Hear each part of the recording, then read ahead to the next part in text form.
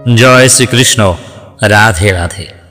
नमस्कार प्रिय श्रोता बंधुरा, महान कथाय आपनादेर सकलके आबारो एकबार स्वागत जानाई। सन्यासी राजा ओ व्यवसायीके बोलेन, हे राजन, मन दिए शोनो, तोमादेर आज एकटा कथा बोलছি। जीवने जेमनই परिस्थिति आसुक ना केन, যত কষ্টের সময় আসুক না কেন, নিজের স্ত্রীকে কখনোই তিনটি স্থানে একা ছাড়বে না। প্রিয় শ্রোতা বন্ধুরা, আপনারাও মন দিয়ে শুনুন, কোন তিনটি স্থানে নিজেদের স্ত্রীকে একা না ছেড়ে যাবার কথা বললেন সন্ন্যাসী।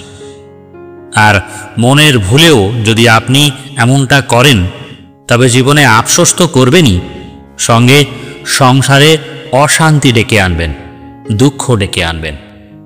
তাই বিবাহিত জীবন যদি সুখের করতে হয়, জীবনে যদি শান্তিতে বাঁচতে হয়, সংসারে যদি সুখ চান, তবে অবশ্যই একবার এই প্রসঙ্গটি শুনুন। তো চলুন আসল কথায় যাওয়া যাক। বহুদিন আগেকার কথা, একজন ব্যবসায়ী তার স্ত্রীকে সঙ্গে নিয়ে বাণিজ্য করতে যেতেন বহু দেশে। সেই রকম একবার তিনি তার স্ত্রীকে সঙ্গে করে বেরিয়েছিলেন ব্যবসার জন্য। বাণিজ্য করে ফিরে আসবার সময় পথে একদল দস্যু তাদের সর্বস্ব কেড়ে নিয়ে তাদের নিঃস্ব করে দেয়। নিঃস্ব হয়ে ব্যবসায়ী স্বামী স্ত্রী ভীষণ কষ্ট পায়। তারা কিভাবে বাড়ি ফিরবে তার কোনো উপায় ছিল না, তাদের কাছে কোনো কিছুই অবশিষ্ট ছিল না। তাই তারা মনের কষ্টে হেঁটেই পথ পাড়ি দিচ্ছিলেন আর ভাবছিলেন এবার তাদের কি হবে, তাদের তো সব শেষ হয়ে গিয়েছে। এই কথা ভাবতে ভাবতে পথে তারা লোকের মুখে শুনতে পায় যে এই শহরে একজন ধনী শেঠ সবাইকে অর্থ দিয়ে সাহায্য করছেন। এই কথা শুনে ব্যবসায়ী দম্পতি গেলেন সেই শেঠের বাড়ি। সেখানে গিয়ে শেঠকে তাদের সর্বস্ব লুট হয়ে যাওয়ার ঘটনার কথা বললেন। কথা শুনে শেঠ দুঃখ প্রকাশ করে বললেন, এখন তিনি তাদেরকে কিভাবে সাহায্য করতে পারেন? ব্যবসায়ী বললেন, শুনেছি আপনি সবাইকে অর্থ দিয়ে সাহায্য করছেন, তাই আমাকেও যদি কিছু অর্থ দিয়ে সাহায্য করতেন, তাহলে আমরা আমাদের পরিবারকে নিয়ে বাঁচতে পারি। শেঠ বললেন, আমি তো শুধু শুধু অর্থ কাউকে দিচ্ছি না, আমি কোনো না কোনো কিছুর বিনিময়ে অর্থ দিচ্ছি। তাই কোনো কিছুর বিনিময় ছাড়া আমি কোনো অর্থ দিতে পারবো না। ব্যবসায়ী বললেন, আমার কাছে তো কিছুই নেই, সবই তো হারিয়েছি। শেঠ বললেন, একটা জিনিস তোমার কাছে আছে, যদি সেটা আমার কাছে বন্ধক রাখো, তবে আমি তোমায় ব্যবসার জন্য অর্থ দিতে পারি। তারপর সেই অর্থের সুদ সহ ফিরিয়ে দিলে আমি তোমার সেই জিনিস আবার তোমার কাছে ফিরিয়ে দেব। ব্যবসায়ী বললেন, কি জিনিস বলুন, যদি আমার কাছে থাকে অবশ্যই আমি আপনাকে দেব। এবার শেঠ বললেন, তোমার স্ত্রীকে আমার কাছে বন্ধক রাখলে আমি তোমাকে অনেক অর্থ দেব, যা দিয়ে তুমি তোমার ব্যবসা করতে পারবে। প্রথমে ব্যবসায়ী রাজি হয় না, পরে রাজি হয়ে তার নিজের বিবাহিত স্ত্রীকে ওই শেঠের কাছে বন্ধক রেখে বেশ কিছু অর্থ নিয়ে চলে যায় শেঠ।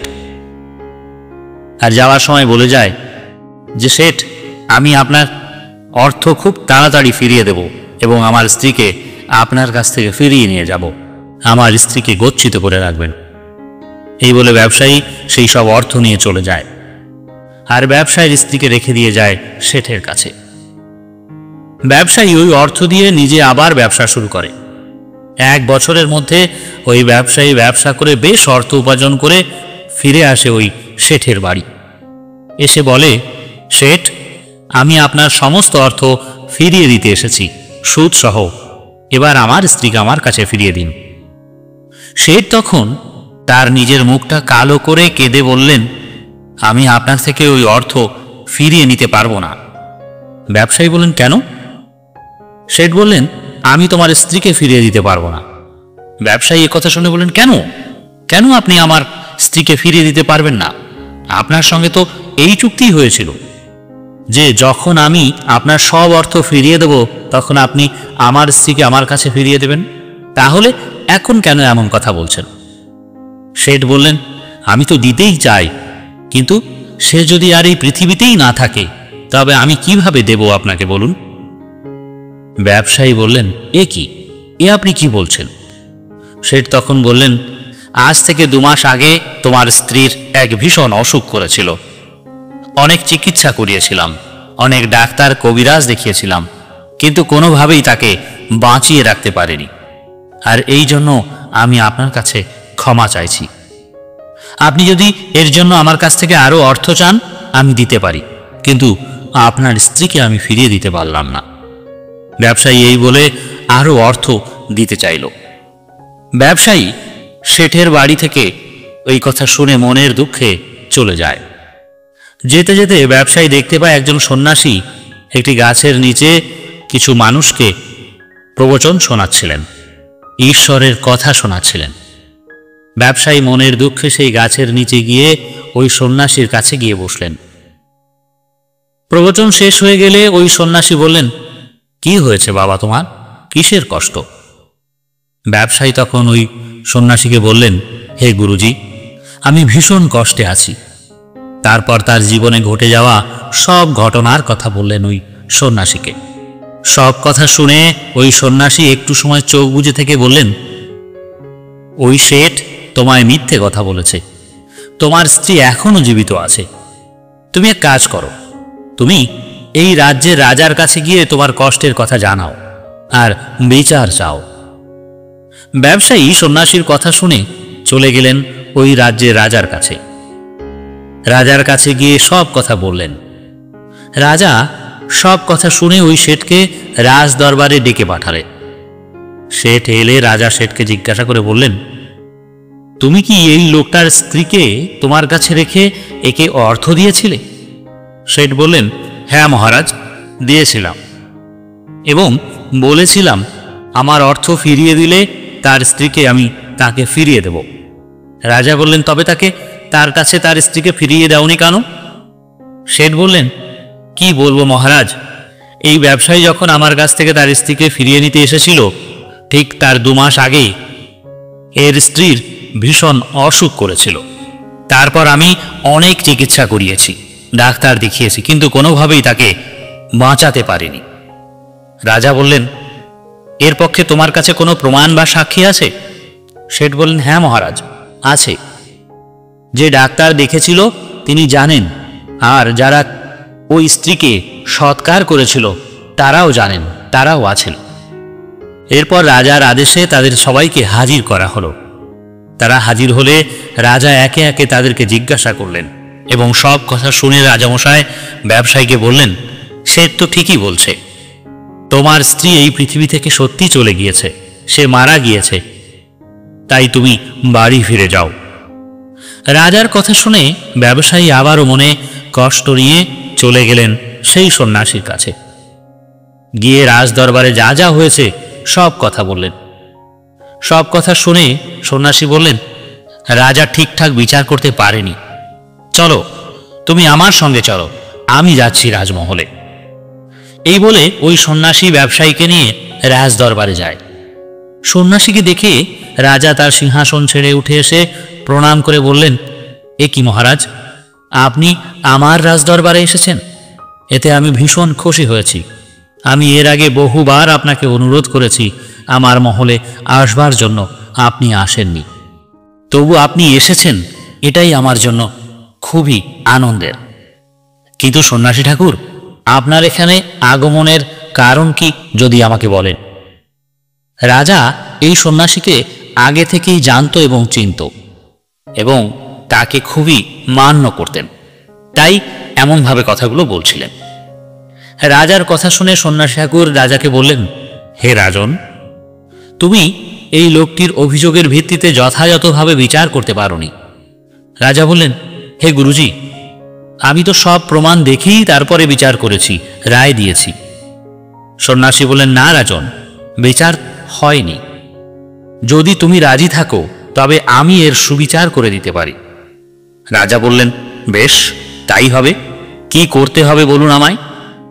সন্ন্যাসী বললেন, আজকের জন্য আমায় রাজা করে দাও, তারপর আমি যা যা বলবো তাই তোমাকে করতে হবে, তাহলেই বিচার করা যাবে। রাজা সন্ন্যাসীর কথা মতো সন্ন্যাসীকে একদিনের জন্য রাজা করে দিলেন। সন্ন্যাসী তারপর রাজার সিংহাসনে বসে ওই শেঠ চিকিৎসক এবং যারা ওই ব্যবসায়ীর স্ত্রীকে দাহ করেছে বলে সাক্ষ্য দিয়েছে তাদের সবাইকে হাজির হবার নির্দেশ দিলেন। নির্দেশ মতো একে একে তারা সবাই রাজ দরবারে হাজির হলে সন্ন্যাসী সেই চিকিৎসককে প্রথমেই বললেন, তুমি কি ওই ব্যবসায়ীর স্ত্রীকে চিকিৎসা করেছিলে? চিকিৎসক বলল, হ্যাঁ মহারাজ, আমি চিকিৎসা করেছিলাম। সন্ন্যাসী এবার বললেন, আচ্ছা, কিভাবে তুমি চিকিৎসা করেছিলে? শেঠ কি তোমার কাছে ওই মহিলাকে নিয়ে এসেছিল, না তোমার কাছ থেকে শেঠ ওষুধ নিয়ে যেত? এ কথা শুনে চিকিৎসক একটু ঘাবড়ে যায়। তারপর বলে, না, আমি দেখিনি তাকে। শেঠ এসে আমায় বলেছিল যে ওনার স্ত্রী অসুস্থ, ওষুধ দিতে হবে, আর তাই আমি ওষুধ দিয়েছিলাম। সন্ন্যাসী রাজা বললেন, আপনি একজন রোগীকে না দেখে কিভাবে ওষুধ দিলেন? এতে তো ওই রোগীর কোনো ক্ষতি হতে পারত। আর পারত কেন বলছি, আমি বলছি আপনার ওই ওষুধের কারণেই ওই স্ত্রী মানুষটি মারা গিয়েছে, এর জন্য আপনিই দায়ী। তাই আমি আপনাকে 50টি চাবুকের আঘাত দেবার আদেশ দিচ্ছি। এই কথা শুনে চিকিৎসক ভয়ে কাঁপতে লাগলো আর বলল, না মহারাজ, এমনটা করবেন না, আমি কোনো ভুল ওষুধ দেইনি। রাজা বললেন, তাহলে সত্যি কি সেটা বলো। তখন চিকিৎসক বলে, আমি কোনো ওষুধই দেইনি। ওই শেঠ আমায় 1000 টাকা দিয়ে বলেছিল যদি এমন অবস্থা কখনো হয় তবে আমি যেন এসে তার শেখানো কথাগুলোই বলে সাক্ষী দিই। আমি লোভে পড়েই এমনটা বলেছিলাম। এরপর সন্ন্যাসী রাজা আদেশ দিলেন যে এই চিকিৎসককে এই রাজ দরবারের ভিতর 20টি চাবুকের আঘাত করা হোক। আদেশ পেয়ে রাজ দরবারে প্রহরী ওই চিকিৎসককে 20টি চাবুকের আঘাত করতে লাগলো। আর ওই চিকিৎসক চাবুকের আঘাতে চিৎকার করে আর্তনাদ করতে লাগলো। তার এই আর্তনাদ শুনে রাজ দরবারে থাকা বাকি যে লোকগুলো এসেছিল শেঠের হয়ে সাক্ষী দিতে, তারাও ভয়ে কাঁপতে লাগলো। এমন সময় রাজা তাদের বললেন, তোমরা বলো, তোমরা কিভাবে ওই মহিলার দেহ সৎকার করেছ? সত্যি বলবে, তা না হলে ওই চিকিৎসকের মতো চাবুকের আঘাত তোমাদেরকেও পেতে হবে। এ কথা শুনে তারা বলল, হে মহারাজ, একদিন এই শেঠ একটি সাদা কাপড়ে ঢেকে একটি দেহ নিয়ে এসে বলল, এই মৃতদেহর সৎকার করতে হবে, তাই আমরা তার সৎকার করেছিলাম। সন্ন্যাসী রাজা বললেন, তোমরা কি দেখেছিলে যে কেমন ছিল সেই দেহটা, মহিলা না পুরুষ?